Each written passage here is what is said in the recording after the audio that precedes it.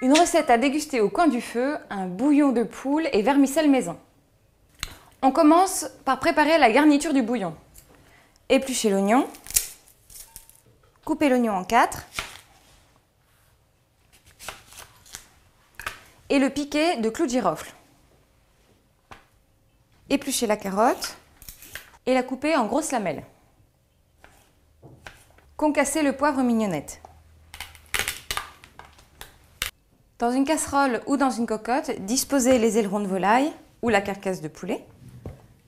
Couvrir d'eau à 3 cm au-dessus de la viande.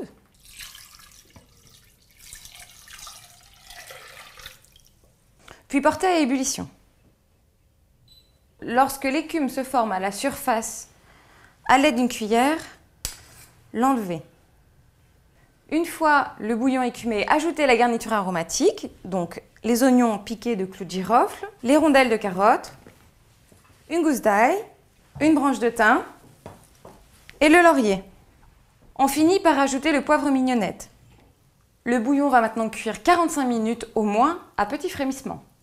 Pour la pâte à vermicelle, dans un bol, vous mettez la farine, on y ajoute 2 œufs entiers et on mélange.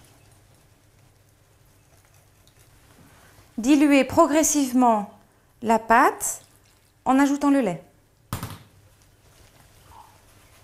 On doit obtenir une pâte très fluide que l'on va maintenant assaisonner avec une belle pincée de sel fin.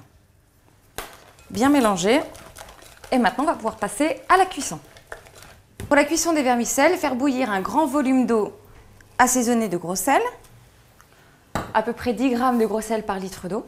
À l'aide d'une fourchette, faire des filets de pâte pour former les vermicelles. Lorsqu'ils remontent à la surface, ils sont cuits. Puis à l'aide d'une écumoire ou d'une cuillère à trous, on les récupère et on les réserve jusqu'à la dégustation. Après 45 minutes de cuisson, filtrez le bouillon. Puis on reverse le tout dans la casserole.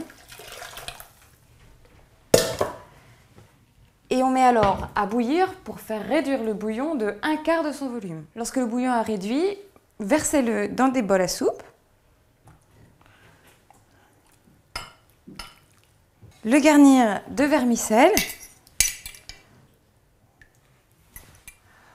Pour les plus gourmands, enrichissez ce bouillon avec la chair des ailerons de volaille et dégustez aussitôt.